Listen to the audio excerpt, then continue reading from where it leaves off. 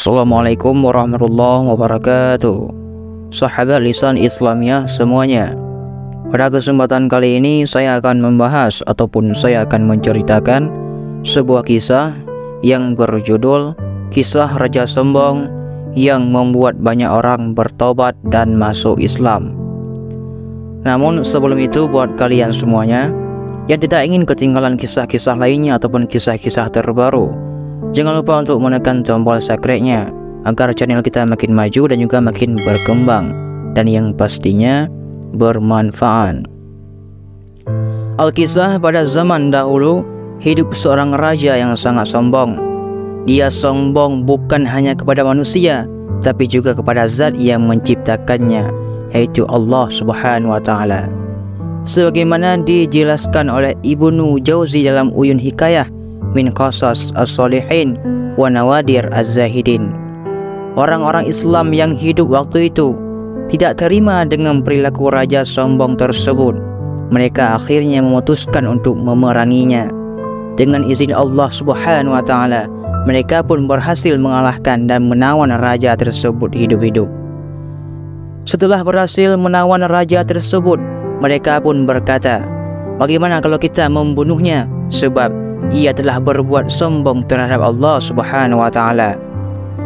Orang-orang itu pun akhirnya bersepakat untuk membunuhnya. Mereka kemudian meletakkan raja tersebut di sebuah bejana besar dengan kondisi kepala yang diikat. Setelah itu mereka menyalakan api dari bawah bejana. Ketika raja itu merasakan panasnya api, ia pun menyuruh berhala-berhala yang disembah semasa hidupnya. Kepada para berhala tersebut ia menyuruh, "Hai Lata, selamatkanlah aku. Hai Habil, selamatkanlah aku. Hai Uzza, selamatkanlah aku dari siksa yang aku alami saat ini. Hai Habil, dulu aku pernah mengusap kepalamu dan kedua kakimu pada tahun demikian." Ketika raja itu mengeluh kepada berhala-berhala yang ia sembah, api yang membakar bejana tersebut semakin bertambah panas. Setelah merasakan panas yang dahsyat, raja tersebut menjadi tahu kalau berhala-berhala yang disembahnya tidak ada yang bisa menyelamatkannya. Si raja pun merasa putus asa. Ia kemudian bertaubat kepada Allah Subhanahu wa Ta'ala, dan di saat tubuhnya masih ada di dalam bejana besar dan kepanasan, ia pun berseru, yaitu La ilaha illallah Muhammadar Rasulullah. Tidak ada Tuhan selain Allah dan Muhammad adalah utusan Allah. Sesaat setelah seruan itu, Allah Subhanahu wa Ta'ala mengutus hujan dari langit untuk jatuh di atas api bejana dan memadamkannya. Allah Subhanahu wa Ta'ala juga mengutus angin agar menerpa bejana besar dan membuatnya terbang. Karena hembusan angin, bejana tersebut bergerak-gerak di udara. Di sisi lain, raja yang masa hidupnya sombong bahkan kepada Tuhannya itu, saat berada di dalam bejana tak henti-hentinya mengucapkan La ilaha illallah Muhammadar Rasulullah. Tidak ada Tuhan selain Allah dan Muhammad adalah utusan Allah. Ketika si raja merasa sangat ketakutan, angin pun menerbangkan dan melempar jauh bejana besar tersebut hingga tak terlihat mata. Setelah itu angin tersebut menjatuhkannya di antara suatu kaum yang tidak mengenal Allah Subhanahu wa Ta'ala sama sekali. Melihat bejana besar jatuh dari langit, orang-orang dari kaum itu pun penasaran dan mendekatinya. Mereka memeriksa dan membukanya. Tiba-tiba mereka melihat ada orang di dalam bejana tersebut, dan dengan segera mereka mengeluarkannya. Setelah berhasil mengeluarkan orang tersebut, mereka pun bertanya, "Siapa kamu?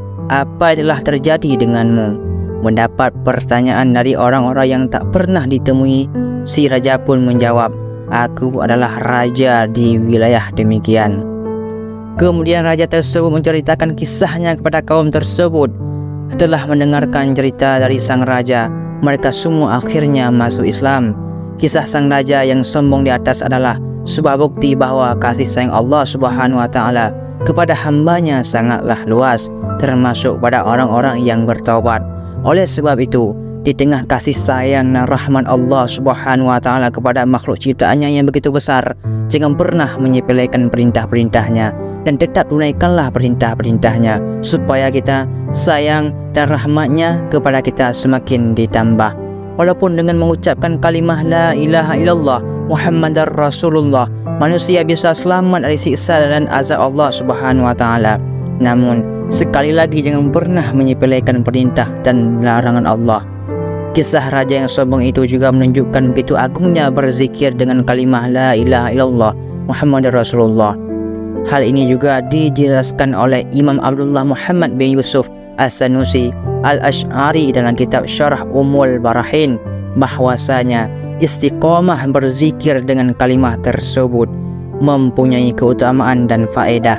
Di antaranya adalah kembali kepada budi pekerti yang baik dalam agama dan kembali kepada karamah. Jadi hanya inilah yang dapat saya sampaikan, mudah-mudahan bermanfaat bagi kalian semuanya. Saya akhiri, wallahu alam bissawab. Assalamualaikum warahmatullahi wabarakatuh.